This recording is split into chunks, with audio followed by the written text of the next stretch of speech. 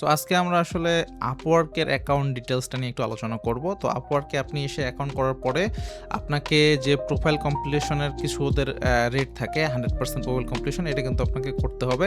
আপনি আপনার personal details ওখানে যারা সার্টিফিকেট যে এড করতে পারবে সেগুলান সবকিছু এড করার পরে আপনার যখন প্রোফাইলটা 100% হবে তখন কিন্তু আপনার প্রোফাইলটা আসলে স্ট্যান্ড আউট করবে।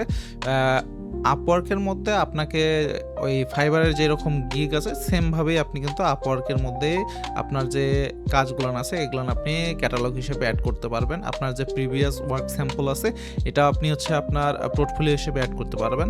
তো Upwork এ কাজ করাটা তুলনামূলক এখন সহজ হয়েছে যেহেতু Upwork এর অ্যাকাউন্টটা ভেরিফিকেশন স্টেপটা এখন নাই। এখানে হচ্ছে আপনি ডিরেক্ট এসে শুরু করতে পারবেন।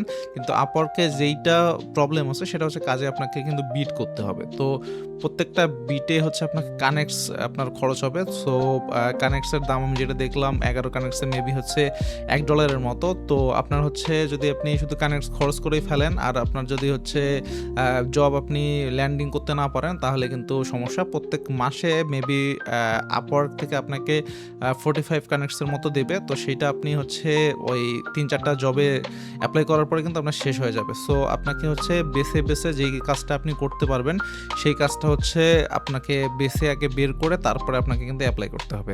র্যান্ডমলি সব কাজে যদি আপনি অ্যাপ্লাই করা শুরু করে দেন তাহলে কিন্তু আপনি কানেক্টস কুলাইতে পারবেন না।